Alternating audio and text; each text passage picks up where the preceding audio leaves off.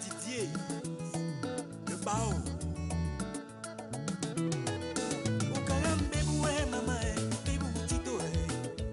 Ok, l'origine c'était pour aider les gens à avoir des médicaments pour le sida, la trithérapie. Et qu'est-ce que vous faites maintenant comme action là-bas?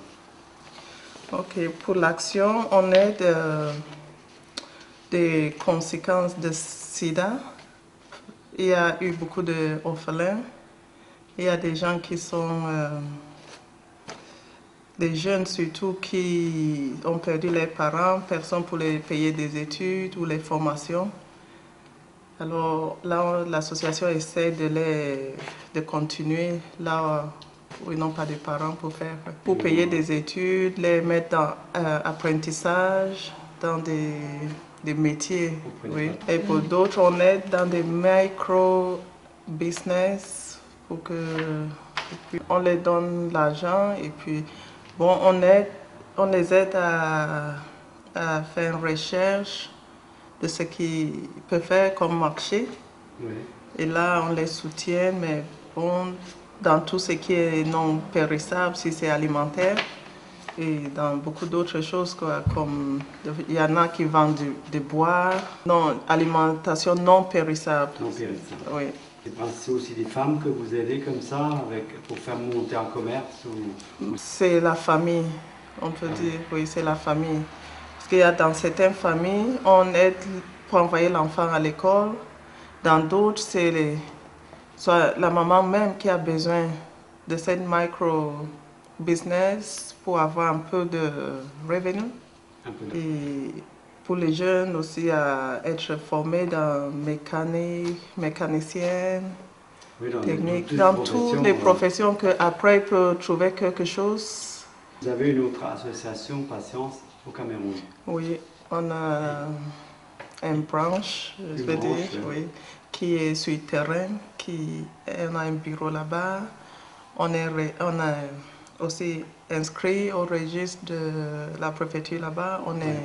Donc ils recensent un peu les besoins des personnes là-bas pour les remonter jusqu'à vous pour que vous puissiez agir d'une façon efficace. Quoi. Oui, c'est eux qui font les recherches sur le terrain.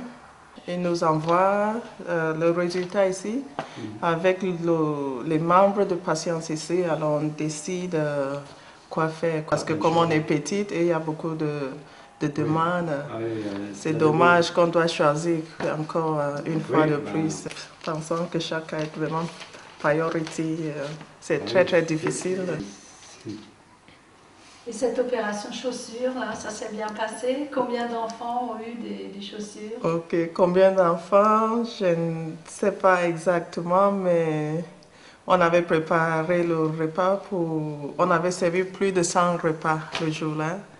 Il y avait beaucoup d'enfants, beaucoup bon, soit des orphelins qui habitent avec la famille ou la tante et tout ça. Il y avait vraiment... J'étais surpris. On avait tout fait pour que ça arrive le jour de Noël. Les enfants étaient là, tellement bien, mais au profond, il y avait un grand problème. Quoi. De regard, on ne voyait pas, mais c'était vraiment des enfants en difficulté. Les enfants sont atteints oui, il y a des enfants qui sont atteints. Il y avait des veuves,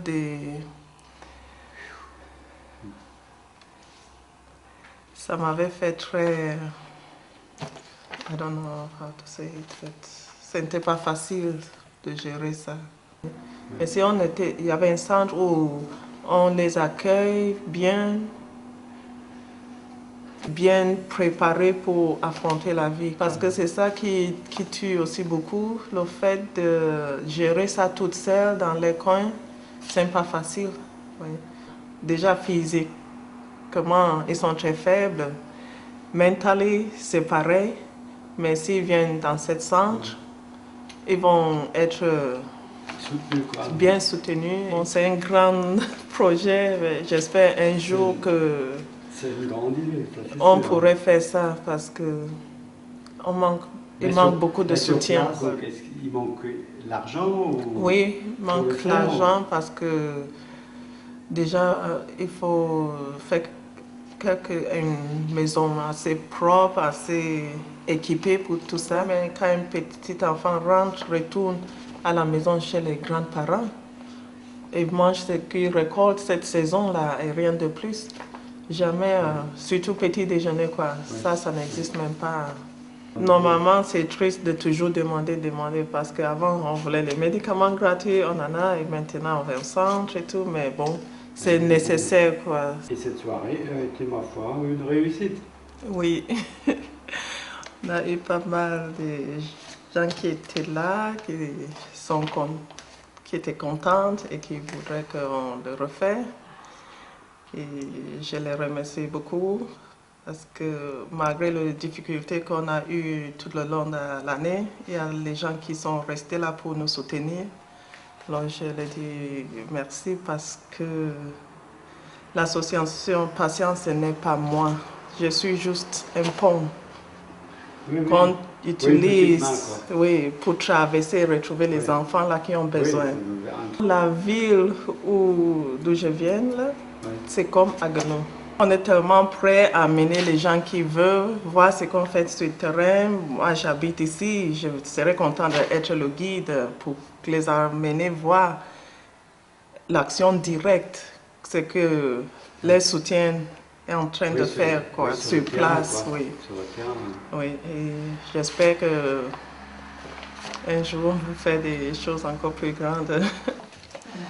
L'association Patience a besoin de vous, les gens qui aiment aider. Il y a beaucoup qui se posent la question pourquoi on continue d'aider en Afrique, pourquoi on continue. Le problème, c'est les gens qu'on est en train d'aider ne peuvent rien. Ils n'ont pas choisi leur situation. Ils n'ont pas choisi et bon, dans la vie, on ne sait jamais. Tout le monde peut se retrouver dans les situations.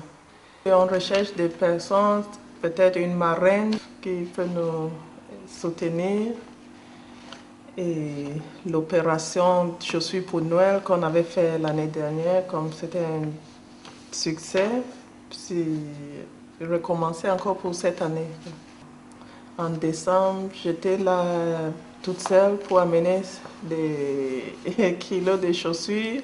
J'espère que cette fois-ci, j'aurai quelqu'un d'autre pour venir avec moi. Donc l'appel est lancé.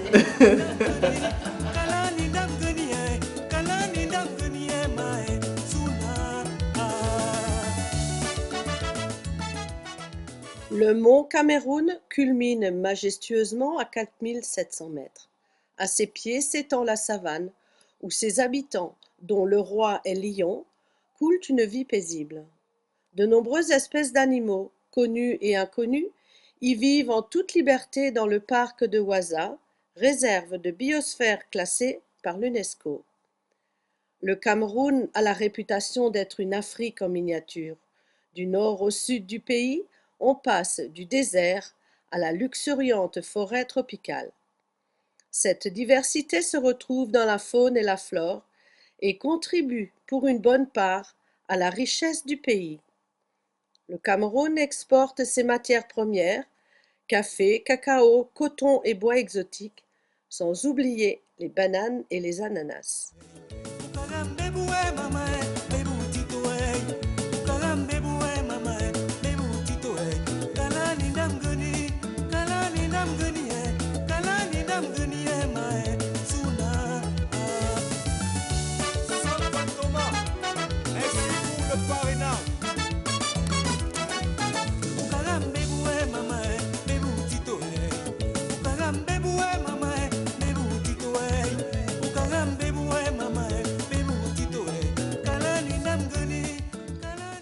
Aider sans assister est une politique durable de développement. C'est ainsi que pourrait se définir la notion de microcrédit. C'est une solution pour montrer à la population qu'ils doivent s'investir dans des projets et comprendre que ce sont eux les maîtres de leur développement, les artisans de leur réussite. Toutes les personnes rencontrées dans le reportage portent en eux une fierté qui force l'admiration. Matata. Mais quelle phrase magnifique! Hakuna Matata. Quel chant fantastique! Ces mots signifient que tu vivras ta vie sans aucun souci. Philosophie. Hakuna Matata.